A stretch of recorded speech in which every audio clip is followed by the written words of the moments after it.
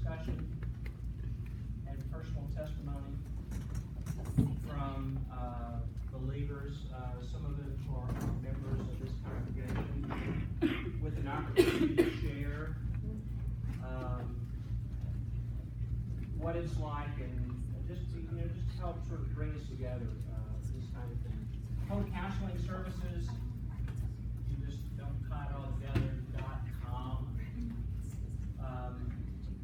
These guys are members of cbf.org, and maybe can you help me with CCF? Christian Counseling Evangelical Fellowship. Christian Counseling Evangelical Fellowship. Foundation, sorry. Foundation, excuse me, Foundation. And again, so if you wanted to do a little pre-study, like I know all of you, like to look ahead in your textbook, that was what I was saying this morning. But anyway, homecounselingservices.com, ccdf.org, to get a sense of these gentlemen and their backgrounds. Wes particularly is from Charlotte, went to North Carolina State, was involved with a couple of nonprofits, and then went to Westminster Theological Seminary to get his counseling degree, and they do a lot of it. And this organization has a reformed view and take on depression and the needs of Christians under mental stress, distress, and in times of dysfunction. Okay.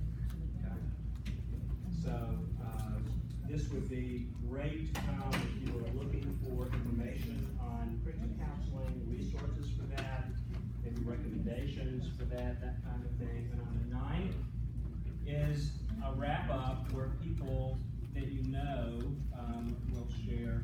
And then the question would be, where now?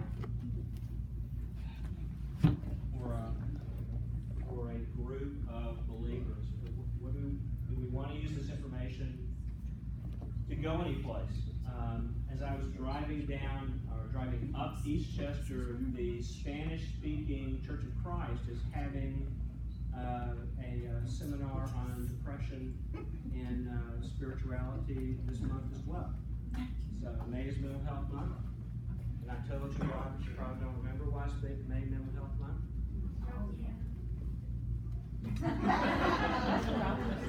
I think you probably, the one who said that last time, knows, because historically May has been the month for suicide people. It's been blunted with treatment, over the last 20 years. But depression is particularly intense in May, and particularly prone to lead to suicide. That's been known for a long time. In women, there's a smaller peak in late September and October. The thought is that the people at highest risk of suicide have forms of bipolar disorder. They are markedly seasonal. Many of them are markedly seasonal, and spring brings energy, which doesn't replace depression. It intertwines with depression, energizing depression and giving people energy and impulsivity and reasons to act, or energy to act on their depression. Obviously, there's a lot more that goes with it from the standpoint of lethality being an important issue. I was watching in the San Francisco airport last night, Kevin Hines. CNN was doing a story on Kevin Hines, his Mental Health Month. I gave Kevin Hines a Life Achievement Award about 7 or 8 years ago at a meeting in Washington. Kevin Hines is one of the few people who has survived the jump from the Golden Gate Bridge.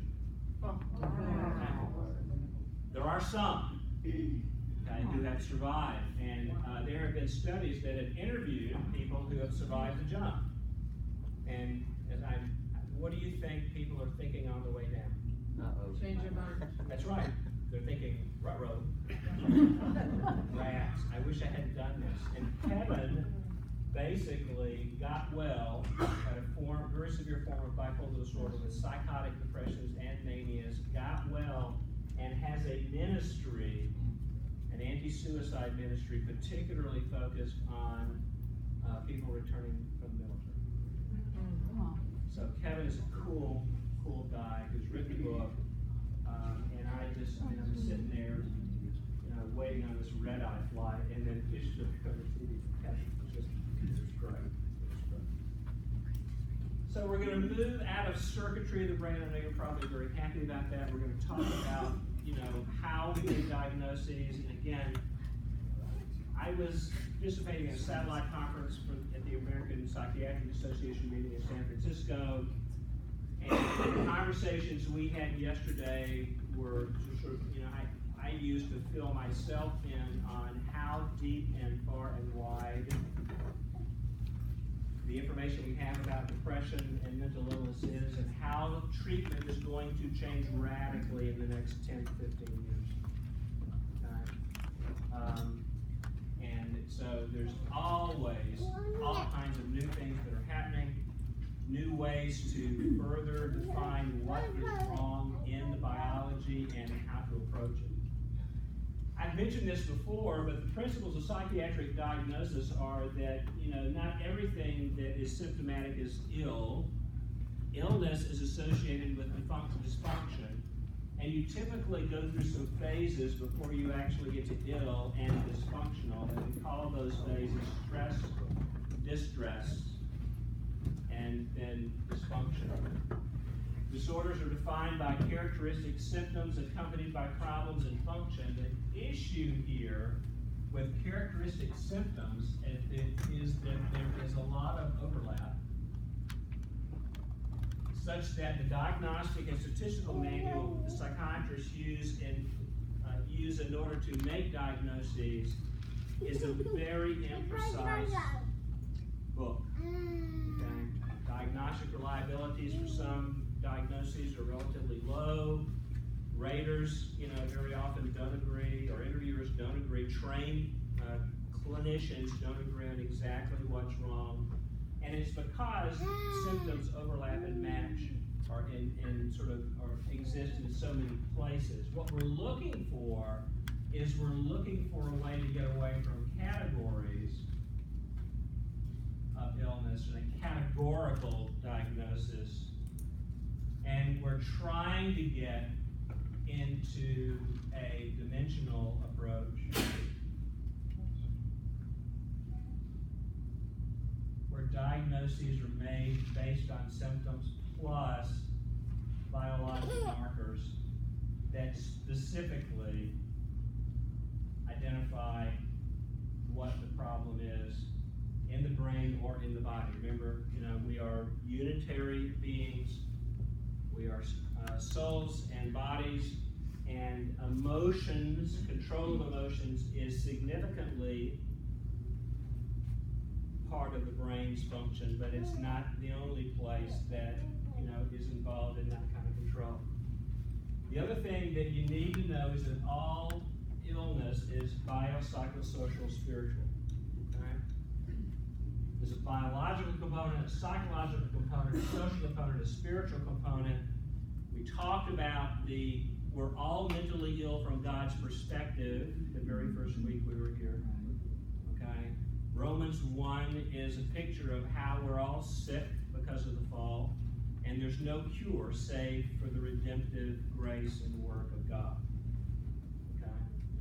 But what this would remind you is that if you have a tendency in your own thinking, and this is usually styles, if you have the tendency to want to reduce things to different, precise, minute, categories of things, if you're reductionistic is the term, if you want to separate all depression into categories that always make sense to you, what this connectedness means is that you will probably be defeated in your effort to make a category that you are ultimately satisfied with or ultimately is scientifically valid. We'll talk about that in a minute. I would ask the question, what's the difference between spiritual depression and non-spiritual depression? Or is there a difference between spiritual depression and non-spiritual depression? I say no. Okay? because our bodies and our spirits, souls are enmeshed in mysterious ways that interact with each other, and I, after 35 years of studying this, can't find a depression that doesn't have spiritual implications, and I can't find a spiritual problem that doesn't, in some people, lead into clinical depression, and so I don't try to split the two. So my approach to treatment is treat everything you see with the best that you have. So I don't split, I'm a lumper.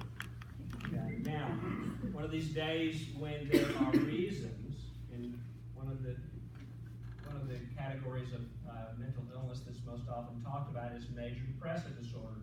And right now there's one category of major depression where you have either sadness or anhedonia, which means your wanter doesn't work, and your mood is low, plus you have to have other symptoms to make 5 and cause clinical dysfunction. And people that are under this category of major depressive disorder can have very, very different looking illnesses because of how the category became what it was in the 1970s and 80s. In reality, there's probably 7 to 10 different types of major depressive disorder, and one of these days we'll have depression 1A, 1B, 2F, 3G, and each one of these categories will have a different definition based on biological markers that we have discovered or patterns of biological markers, and we'll have treatments that are specific to every pattern that we see. It's not there yet, but it is coming and will eventually be with us. So, if you read the DSM-4, that's one of your pleasure hobbies, or if you're in school and they make you read the DSM-4, or 5, actually it's 5 now. Read the first few books, or first few chapters of the book that say none of this means anything. Please do not take this list of symptoms and blindly, coarsely apply them to any particular case because you are likely to be wrong. Okay, that's not how to use this manual. This manual is meant as a research manual. It's meant so clinicians who do research can agree on what they're talking about, but that's not how we make diagnoses. Okay. This is the list of categories that changed psychoanalytic psychiatry in the 1970s into a real science. Okay? Eli Robbins, who's the Washington University School of Medicine, had multiple sclerosis and a lot of emotional symptoms along with his failing body. And he went through years of psychoanalysis to learn nothing about himself. Okay? And then when he finally got the diagnosis of multiple sclerosis and found that that was the cause of his issues, he spent basically 30 or 40 years as the captain of the Department of Psychiatry in Washington, in St. Louis, in angry, I'll get you back mode. Okay? And he would lecture from a wheelchair in front of 500 or 600 people and drool and basically change the course of history. But he and George Whitaker and Guzet basically used this level of categories to change psychiatry into a real scientific endeavor. The things that we use as categories of evidence to actually make diagnosis are: 1, what do you see? Is it inherited? How does it change over time? What does it respond to? And what's underneath it in terms of neuroanatomic, neurofunctional, cell, problems, that kind of thing. And again, the problem with what we have in psychiatry right now is we are very limited in this area. Now, these markers will eventually become genomic and proteomic and lots of other things, but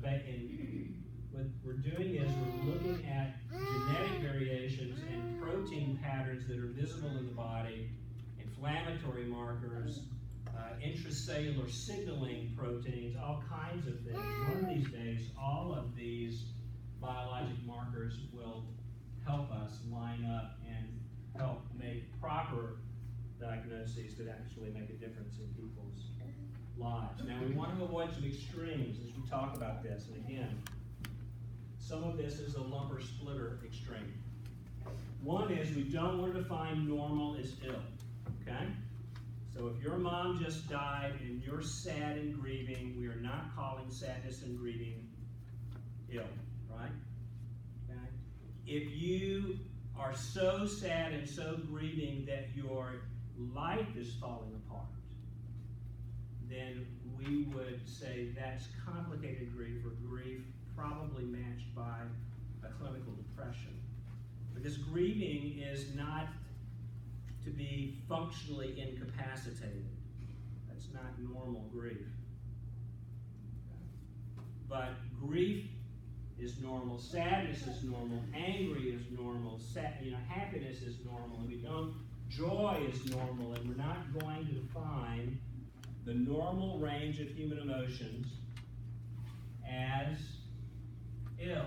So if you have a normal range that you want to define, your symptoms and your experience would have to be outside the normal range before we would even consider it to be illness. And it would have to lead to stress and distress and ultimately dysfunction. Every category of illness in the DSM-5 at the very end of the category description says, with clinically significant dysfunction in 2 or more areas. Some of you DSM-5ers are shaking their heads. I know you have read this. So, not talking about normal, talking about outside of normal, and so outside of normal and lasting long enough to lead to dysfunction. The other thing we don't want to do is to assign illness to the category of normal emotional reactions. Okay? We don't want our normal to illness. I'm sorry, I typed that wrong. Forgive me. We don't want to assign normalness to illness. And I've seen that so many times. People who think they have a reason to be depressed, a good reason to be depressed, want to call their depression normal, even though it's cost them a marriage, a job, they can't work, they're on, public assistance, they're staying in bed, 2 and 3 weeks at a time, not getting up to wash their hair, change their clothes, or do anything, because something tragic has happened in their life. That's more than something tragic has happened in your life. So we don't want to make either mistake. We don't want to call normal ill or ill normal. And again, that's why we have this concept of disorder versus illness. A disorder is what the diagnostic manual says something looks like. An illness is how you, if you have the disorder, experience the disorder. So the illness is your personal expression of the disorder.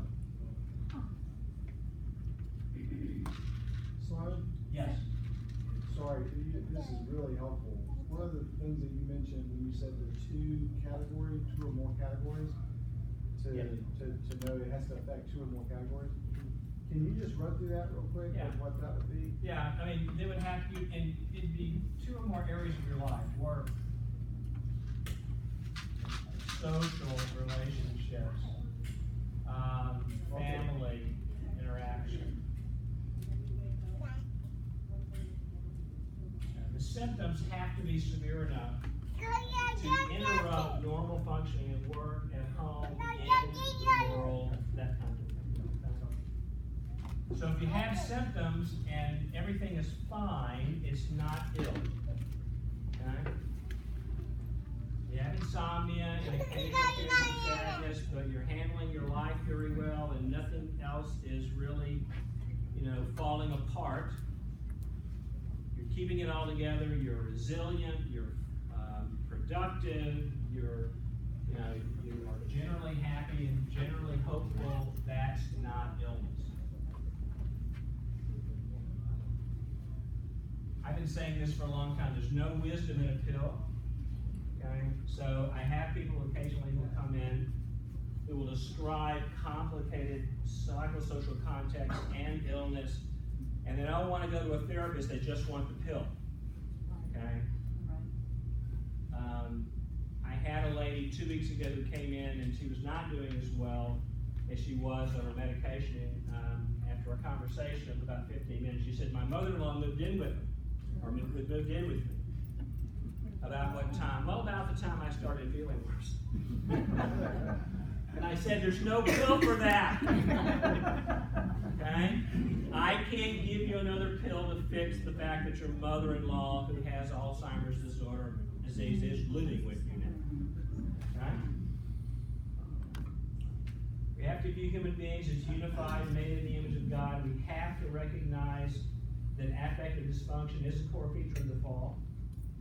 We are emotionally broken at the onset. And we can get more broken than Romans 1 broken. Okay? And Romans 1 broken is pretty broken.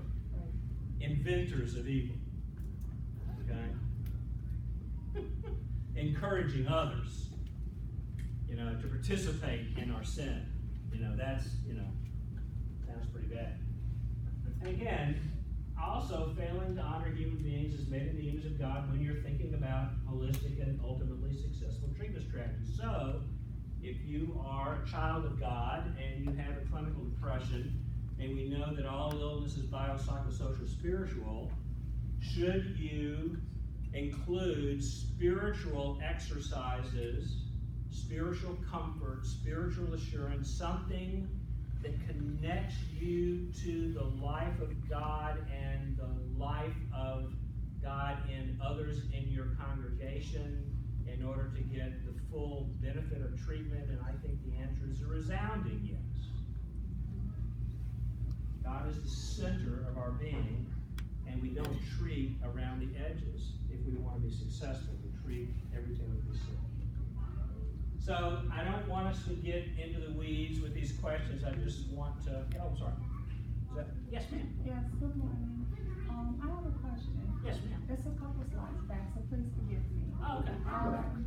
A couple slides back, am I understanding this, that you're saying that imbalances of the brain can cause distress, stress, and dysfunction? Yes, ma'am. Okay, now, if that being so, if you have been traumatized so much, can it possibly go backwards? Dysfunction, stress, and distress causes depression. Yes. And For depression. okay. It actually changes the DNA in the brain in ways that would point you in the direction of more likely to get ill in an emotional way. Yes. Okay? We call that epigenetic. Mm-hmm. So genetic and epigenetic, meaning outside of the genetic structure, the genes can be damaged or their function can be altered by particularly stress, and this is the abbreviation, early life adversity. Okay? So, it's not nature, versus nurture. It is nature and nurture. So the answer to the chicken or the egg question is yes. Yeah. So we want to avoid extremes. And I won't answer these, and I really don't want to entertain questions that will never get going to the finish here. Can mental illness lead to sinful behavior? Can sinful behavior lead to mental illness? Yes. Is all mental illness due to sin? No. Who sinned, Lord? This man or his parents that he was born blind? And Jesus said, that's the tertium quid. You know, you've made an error of fallacy of judgment. There's actually more choices than two. Okay? He was actually born blind, so the glory of God could be manifest in him right this moment. Whammo! So beware of the tertium quid fallacy. I can think of all the reasons, and so all the reasons I'm thinking are all the reasons that exist. That's a fallacious way of thinking. Is all sin due to mental illness? Are we at times redefining sin as mental illness? Yeah, we certainly are. Is there a spiritual depression distinguishable from a non-spiritual depression? And again, we can sit down over coffee and chat about this. I haven't discovered a difference between spiritual depression and non-spiritual depression. And again, because I'm a lumper, and I think your body and your soul are inextricably linked and intertwined, and if you separate your soul from the body, you are dead. Okay? It is not possible to separate your soul from your body and stay alive in this world. So I don't try to separate it, myself. This is an interesting one. This came up in the steering committee group as a question. Are satanic attacks or demonic possessions a source of mental illness? And I will tell you, I don't know. Okay? Maybe, maybe not. The guy, the Gerasene demoniac, sounds like a great example of that. But I don't know, what the diagnostic checklist is for, oh, you have a demonic. Well, I'm gonna let Nathan, take care of that. So Nathan, when you do the criteria for demonic depression, let me have it. I shared what we were doing in terms of this Sunday school class with 7 nationally known psychiatrists 2 nights ago at dinner. And they all, and 2 of them are Jewish, and one of them is atheist, but all of them thought it was an outstanding, wonderful, amazing idea that we were actually sitting in a Sunday school class talking about this. If for no other reason, to bring each other together and reduce stigma around these illnesses. Okay? So, I thought that was pretty cool. So, yeah, one of them is an atheist, the other is Hindu, the other is, 2 of them are Jewish, one of them's Mormon, okay? Yeah, the whole. We almost got into who's for Trump, and I was like, not going there. So here's the basic categories. We're just going to run through them very quickly. Mood, which used to be called affective disorders, but mood disorders, anxiety disorders. And again, the most common anxiety disorder is the snake. Okay, simple phobias. Heights, claustrophobia, that kind of thing. Panic disorder, social phobia, PTSD, post-traumatic stress disorder, generalized disorder. Then there's a category for psychotic disorders, including schizophrenia and schizoaffective disorder. And schizoaffective disorder sort of splits the difference between manic depressive illness and schizophrenia. Impulse control disorders, compulsive stealing, compulsive fire starting, intermittent explosive disorders, sexual compulsions, compulsive shopping. There's a whole list of them. You can look them up.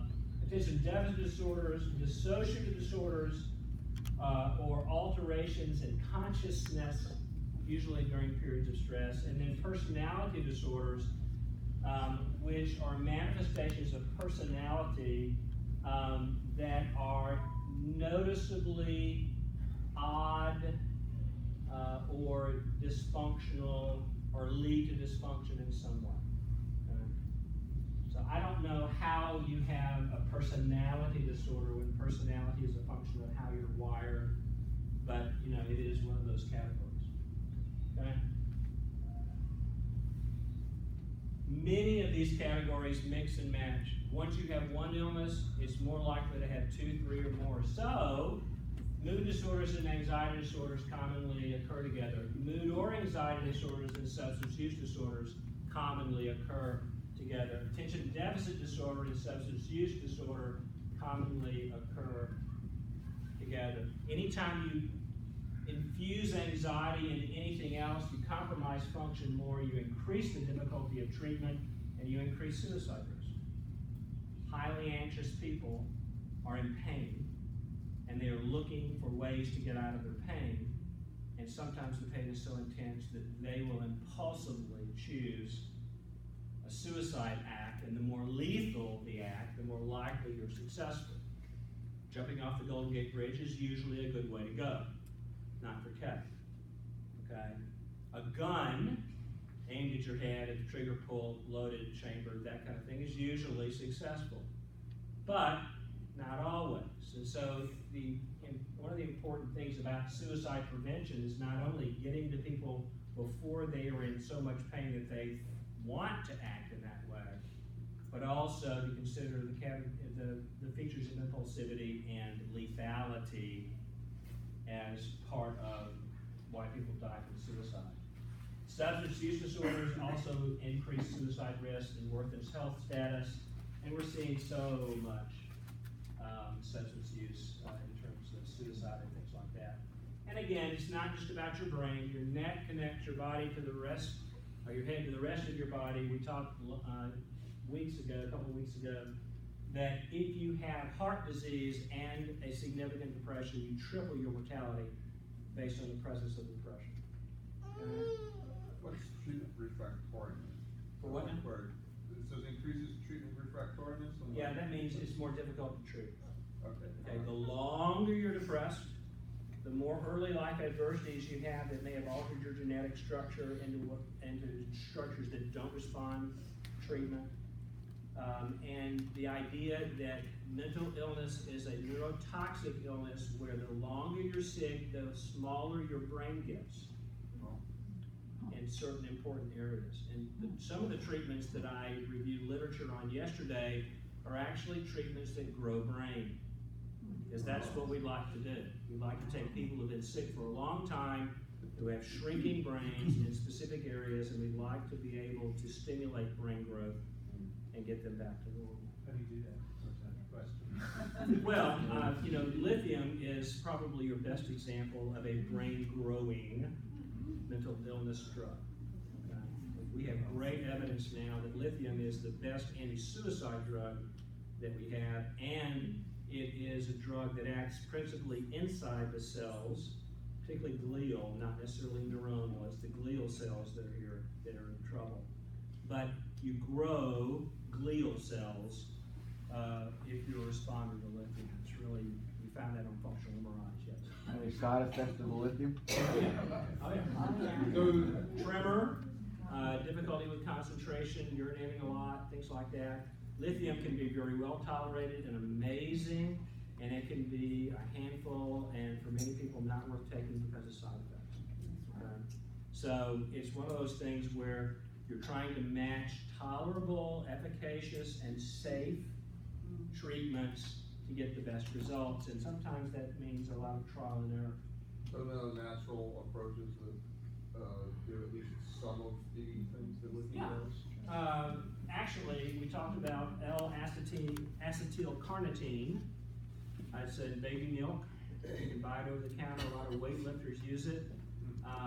There's growing evidence that chemical may act in the cell to boost cell growth, cell stability, and it acts actually in the mitochondrial side. The mitochondria of your cell, are the Blues power plant, the Blues Creek power plants of your cells. They're the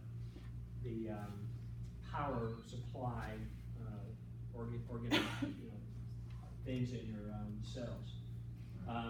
And your inheritance about how well your mitochondria work come mostly through your mom. So, we're back to blaming moms, like we used to in psychoanalysis. So, principles of management very, very quickly. Diagnostic precision. Okay, I've seen a lot of people in the years I've been doing this who didn't get well because they didn't get the right diagnosis, and when they got a right diagnosis, they had a chance to get well. Non-pharmacologic therapies, psychotherapies, very effective. Exercise, and the more intense you exercise, all of the data looks very and increasingly positive in terms of exercise. Diet may be very helpful, okay? And here we're looking at Mediterranean style diets, okay? The more refined the food, the higher the inflammation the body experiences as a result of digesting and utilizing that food. And so there is an increasing recognition that diet may play an important role in some people. Probiotics are showing promise, not necessarily in adults right now. The studies that are looking most positive are actually in children. But remember, children still have developing and growing brains, and so the probiotics may be more active in children because you've got a non-fixed brain. You remember how long I told you it took for a man's brain to become, sort of 25. age 25. Okay. So if you're a man in the room, you're under 25, you're not done yet. Sloan, Yes, ma'am. what's for a woman? Ma'am? What's the age for a woman? It's a little earlier. Okay, women typically stay. Exactly. It's like everything else. Yes, you're right. I'm going outside to mow the lawn. Meditation, prayer, scripture memorization, repetitive transcranial magnetic stimulation. They put an MRI magnet over your dorsolateral prefrontal cortex, and they basically run a magnetic field through your brain, which wakes your brain up. Okay? And there are several machines in Greensboro that do that. ECT, and which is the sort of acronym for shock therapy, basically. And again, people react with horror around shock therapy, but it remains the singularly most effective treatment there is for depression. Okay? I don't understand. Period. I don't understand. It's again, you probably heard some horror stories. You could go and Google ECT and how it ruined my life and have 100 anecdotal stories about it. But if you look at the data, when people are on the edge of killing themselves and you want to bring them back, ECT is probably the fastest, most effective way to do it. Yes. Sorry. Should probably tell them they put you to sleep before they Yes, shock they put you. you to sleep. It's not like the old days. Don't watch the snake pit. All those Hollywood movies that make it look so horrible. ECT is done under anesthesia. Medications, Makes more sense. hormones, non-hormones, and again, this is the growing part, immune modulation. We looked at some studies on Remicade, which is used for rheumatoid arthritis in treatment of depression, because Remicade is an anti-TNF-alpha, anti-inflammatory drug, and it's anti-inflammatory to reduce rheumatoid arthritis symptoms, but it's also anti-inflammatory in the brain, and it has antidepressant properties in some people. Okay? And again, we're balancing all of this, as I said, for efficacy, safety, and tolerability, rational polypharmacies, multidisciplinary kinds of effects, and we want things that work a lot better than placebo, and we like things that work and work well in fewer patients. This is the number needed to treat. If you read studies, you'll see that more and more. Less than 10 is where you want treatment. NT, more than 10 is less good. And then for people on the tolerability safety side, there's N and H, number needed to harm. Okay? So let's talk about a few people that you know or might know who have these conditions. So mental illness has been known since ancient times. Melancholia has always been associated with genius. The ancients knew that the people who were sad and painfully sad and energetically sad were the people who were thinking outside the box and coming up with new things to think. One of your best examples of that is a man named Socrates, the gadfly of Athens. He was known as somebody with an atrabilious temperament, which means he was melancholic and energetic in his melancholy.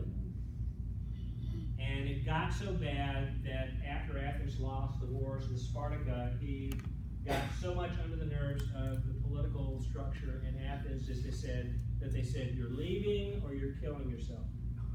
And Socrates chose to kill himself. And in those days, you obeyed. Well, I mean, you could have left, but he chose hemlock as, the other choice. Soren Kierkegaard, if you read any philosophy, you know that Kierkegaard was a Danish, considered the father of existentialism, but look at a quote that I found as I was reading some Kierkegaard. And this is viscous too. He smokes, this man is hard to read. I am in the profoundest sense of unhappy individuality, riveted from the being to one or another, suffering bordering on madness, a suffering which must have its deeper basis in a misrelation between my body and my mind. Okay? So again, very famous people. Some very famous people have this. I've been reading the Confessions of Augustine, and I want to tell you, if I were Augustine's doctor, I might be talking to him. I finished reading a number of months ago, Jan and I read Undaunted Courage, Stephen Ambrose's story of the Lewis and Clark expedition. Many of you know who Meriwether Lewis is, that he committed suicide on the Natchez Trace near Nashville, Tennessee. He was chosen by Jefferson to lead this expedition specifically because he was brilliant. He had a very strong family history of mental illness. But Jefferson chose him to lead the expedition because he said, on balance, I couldn't think of anybody better to lead the expedition.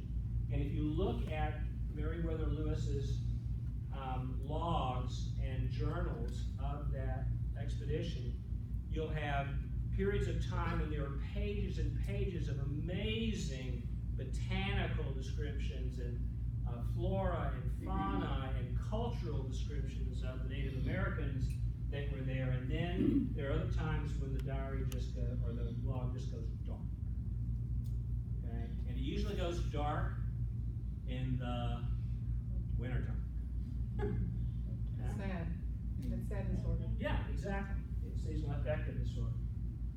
Also an alcoholic, after he finished he was known to abuse alcohol occasionally before he went on the journey, did not drink on the journey, but after he came back and became governor of Louisiana, alcoholism became a problem, and anytime you have a mental illness and you want it to get bad and untreatable and as worse as it could be, just pour some alcohol on it or anything else. Louisa May Alcott had manic depressive illness. Okay? Who's read Little Women? Awesome book. Her first novel was Moods. Okay? This was critically acclaimed by Thoreau and Emerson, who lived in her hometown. Nathaniel Hawthorne lived next door, but not a commercial success. But it was the first novel she wrote. I have her published journals, and if you look in the journals, you will find 3 or 4 episodes of Mania in the journals. Okay? There was a oblong yellow pillow in the sitting room in her house in Concord, Orchard House, that was called the Mood Pillow. If it was sitting flat on the settee and you walked in the front door, you knew not to bother Miss Alcott. If it was standing up, Miss Alcott was receiving visitors. Wow.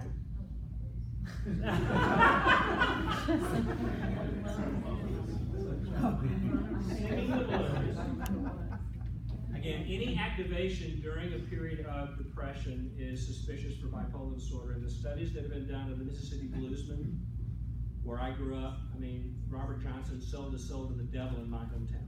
Okay, the Crossroads, that Led Zeppelin talks about, that ZZ Top talks about, that's in my hometown. But basically, depressions that are temporally associated or alternating with artistic or intellectual creativity would be that. Quickly, let me give you a couple of examples of people in the past who were sick. William Cooper, hymnist, contemporary of several people you've heard of: John Wesley, Jonathan Edwards, George Whitefield, John Newton. William Cooper wrote lots and lots of hymns. The one you're probably most familiar with is "There is a fountain filled with blood drawn from Emmanuel's veins." That's Cooper. Okay? It says Cowper, but it's Cooper. God moves in a mysterious way, his wonders to perform. He plants his footsteps in the sea and rides above the storm. Deep and unfathomable minds of never-failing skill, he treasures up his bright designs and works his sovereign will. Ye fearful saints, fresh courage take. The clouds ye so much dread are big with mercy and shall break in blessings on your head. Judge not the Lord by feeble sins, but trust him for his grace. Behind a frowning providence, he hides a smiling face. His purpose will ripen fast, unfolding every hour. The bud may have a bitter taste, but sweet will be the flower. Blind unbelief is sure to err and scan his work in vain. God is his own interpreter, and he will make it plain. It's beautiful poetry. First severe depression at age 20. Struck with a dejection of spirits as none but they who felt the same can have the least conception of. Nobody knows how I feel. Nobody knows how I feel. Well, probably. Lying down in horror, rising up in despair. And again, Nathan, comforted by the poems of George Herbert. It ended, the depression, some months later, and he quotes in his journals, here it was that on a sudden, as if another sun had been kindled, that instant in the heavens on purpose to dispel sorrow and vexation of spirit, I felt the weight of all my weariness taken off. My heart became light and joyful in a moment. I could have wept with transport had I been alone. That's a classic description of a manic depressive switch out of a depressed state into a manic state. Second attack, feeling like as a man arriving at the place of execution. His father gave him a book on suicide at age 11. Right? A vindication of suicide. Does that tell you the family history is probably positive? Yeah. Okay. He purchased laudanum for a suicide attempt and didn't use it, tried to hang himself, ended up in an asylum. His doctor there was a mature Christian, and he was moved to conversion by reading John 11 and the account of Lazarus being raised from the dead. He stayed in St. Albans, which was near Olney, and guess who was the minister of the Olney church? John Newton. Amazing grace. So Newton takes Cooper under his wing. Newton is a hymnist and a poet, and so is Cooper, and they wrote the Olney hymn book, which was a First Awakening hymn book, and actually into the Second Awakening. For 13 years, Newton took him on pastoral journeys. Okay? And Newton was a tower of joy and happiness. And I won't read the entire quote, we don't have time, but Newton models joy and happiness and presence and comfort, to Cooper, and it's a relationship that lasts, all the way until Cooper dies. There were a lot of depressive attacks, several other suicide attempts. There were periods of great productivity, volumes of poetry detailing his misery, God's grace, the mystery of providence. He and Newton continued a letter-writing campaign. Final suicide attempt, 1786, and then he died during the final severe depression in 1800. And again, if you ask me for the slide set or go online, you can read this poem, The Castaway, which is really, I think, pretty cool. So if you connect Cooper to bipolar disorder, Cooper has a lot of features of people who have bipolar disorder. He's sick early, he's sick often, he's sick traceable easily into his family history. His severe depressions are delusional, and sudden in onset and ending. And in the depressions or in between the depressions, he is writing poetry. And Piper actually has written about him in a sermon series. And in this book, The Hidden Smile of God, this has Piper's summary of Cooper's life. So if you ever want John Piper's take on that. And Piper gives some advice on how we ought to conduct ourselves around our brothers and sisters who have these kinds of illnesses. If you go on Piper's website, Desiring God, you can probably get the audio somewhere on his biographies of different people. One more example from the past, C.H. Spurgeon, the Prince of Preachers. And I love this little, limerick. There once was a preacher called Spurgeon who really detested liturgy. And his sermons are fine, and I use them as mine instead of most of the clergy. Converted at age 15. At 19, he was pastoring the largest Baptist congregation in England. This is him as a younger man. This is him as an older man. He's a melancholic prodigy. He's homeschooled. He couldn't be a Presbyterian minister. He couldn't go to Cambridge or Oxford, okay? But he grew up in his grandfather's library, who was a Puritan sort of background, and he read all of this stuff, read Pilgrim's Progress 49 or more times by his mid-teens. There you go. Stamping approval. Knew it, I was going to say, knew it by heart, knew it by heart. And Bible memorization was a linchpin of his preaching. He probably had PTSD as he watched people get trampled to death in a fire in Surrey Gardens in 1856. He pastored a pastor's college. He was preaching in Metropolitan Tabernacle, seated 5,000, standing room for 1,000. Founded an orphanage. Was a friend of James Hudson Taylor, and David Livingstone's possessions at his death. Dr. Livingston, I presume. Okay, Stanley and Livingston. One of Livingston's few possessions at his death included a copy of Spurgeon's sermons. Listen to Spurgeon speak. If you drink a river of affliction near its outfall, it's brackish and offensive to the taste, but if you will trace it to its source, where it rises at the foot of the throne of God, you will find its waters to be sweet and health-giving. Right? As long as I trace my pain to accident, my bereavement to mistake, my loss to another's wrong, my discomfort to an enemy, and I'm assuming that's Satan, in that category as well, and so on, I am of the earth, earthy, and shall break my teeth with gravel stones. But when I rise to my God and see his hand at work, I grow calm. I'm not a word of repine.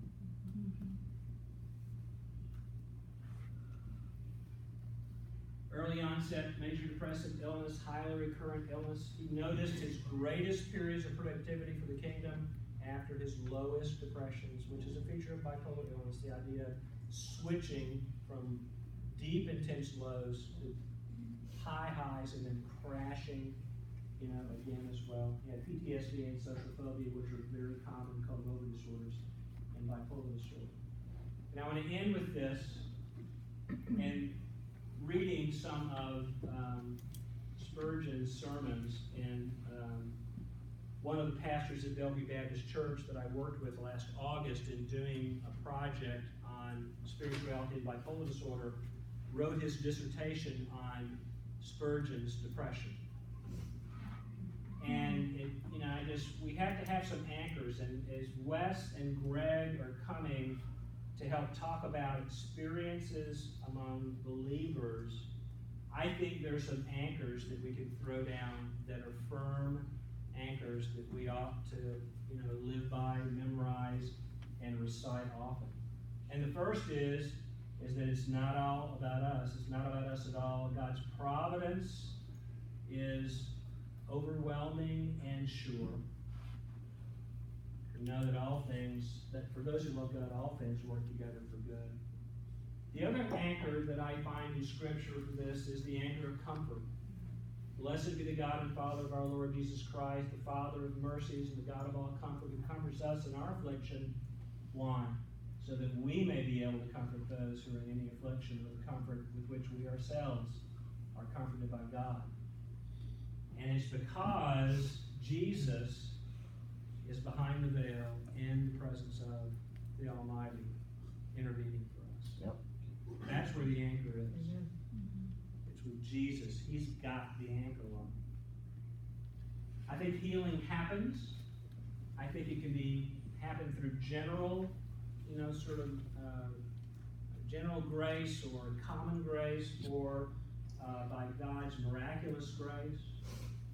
But I also think, and I've mentioned this before, so we don't have to spend much time here, that one of the assurances is that we have, many of us, this tendency because, our parent, first parent, Adam and Eve, basically lost this ability to control their emotions, first toward God and subsequently about many other things. We bear his image, the man of dust, but we are going to bear the image of the man of heaven. And we have all confidence that Jesus can save us from enemies. And it always reminds me of this hymn, Edward Mote's hymn, "When darkness seems to hide his face, I rest on his unchanging grace. In every high and stormy gale, my anchor holds," and this is so important to remember. I've heard that. The reason your anchor holds is because Jesus has got it. And he's the certainty that you will make it.